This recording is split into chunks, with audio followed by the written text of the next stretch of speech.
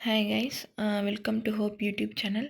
இந்த வீடியோவில் நம்ம எதை பற்றி பார்க்க போகிறோன்னு பார்த்தீங்கன்னா, 6th ஓல்டு தமிழ் புக், அதாவது செகண்ட் டேர்மில் இருக்கக்கூடிய இயல் 1ல் இருக்கக்கூடிய செய்யுள் பற்றி நம்ம பார்க்க போகிறோம். இதில் இசை அமுது அப்படிங்கிற ஒரு பாடல் நமக்கு கொடுத்துருக்காங்க. இந்த பாடல் பாரதிதாசன் அவர்களால் எழுதப்பட்டது.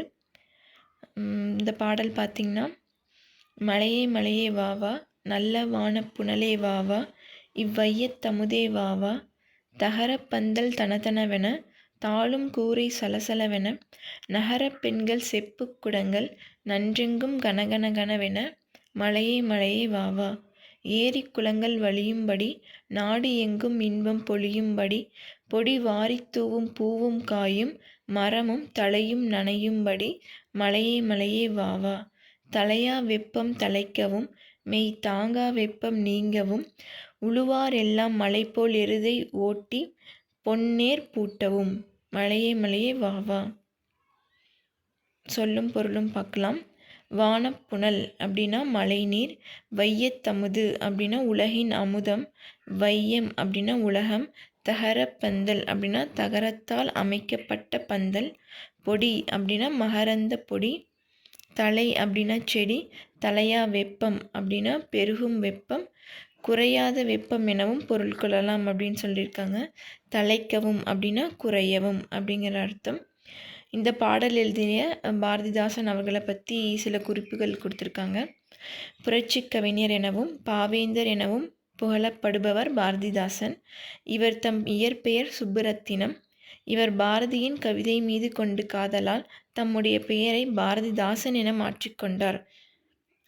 பாண்டியன் பரிசு, அழகின் சிரிப்பு, குடும்ப விளக்கு முதலியன இவர் தம் கவிதை நூல்கள். இவர் வாழ்ந்த காலம் பார்த்திங்கன்னா 29/4/1891 முதல் 21/4/1964 வரை இவர் வாழ்ந்திருக்காரு.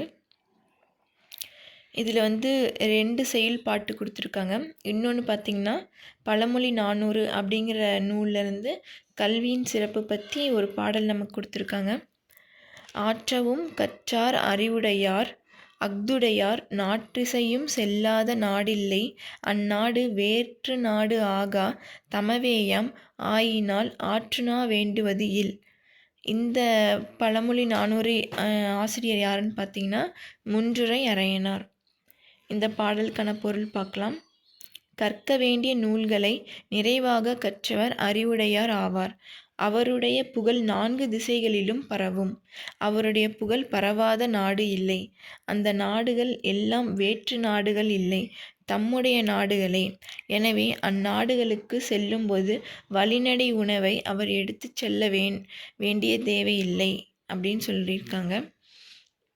அதாவது ஒருத்தருக்கு கல்வி அவருக்கு எந்த திசையில் சென்றாலுமே அவருக்கு புகழை தேடி தரும் அப்படின்னும், எந்த நாடுமே எல்லா நாடுமே அவரோட நாடு அப்படின்னும், அதனால் இன்னொரு நாட்டுக்கு இன்னொரு இடத்துக்கு நம்ம போகணும் அப்படின்னா அவர் கட்டுச்சோறு எடுத்துகிட்டு போக வேண்டாம் அப்படின்னு சொல்லியிருக்காங்க. அப்படி சொல்லும் பொருள்னு பார்க்கலாம். ஆற்றவும் அப்படின்னா நிறைவாக. நாற்றிசை அப்படிங்கிறது எப்படி பிரிச்சிருக்காங்கன்னு பார்த்தீங்கன்னா 4 கூட்டல் திசை.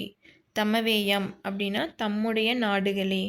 ஆற்றுணா அப்படிங்கிறத 6 கூட்டல் உணா அப்படின்னு பிரிச்சிருக்காங்க. 6 அப்படின்னா வழி, உணா அப்படின்னா உணவு, வழிநடை உணவு. இதனை கட்டுச்சோறு என இக்காலத்தில் கூறுவர் அப்படின்னு சொல்லியிருக்காங்க. எந்த நாட்டிற்கு சென்றாலும் அந்நாட்டில் கற்றோரை வரவேற்று உணவு அளிப்பார் என்பது பாடல் உணர்த்தும் கருத்து அப்படின்னு சொல்ல வராங்க. இந்த நூலை எழுதிய ஆசிரியரை பற்றி சில குறிப்புகள் கொடுத்துருக்காங்க. இந்நூலின் ஆசிரியர் முன்றுரை அரையனார். முன்றுரை என்பது ஊர் பெயர். அரையன் என்னும் சொல் அரசனை குறிக்கும்.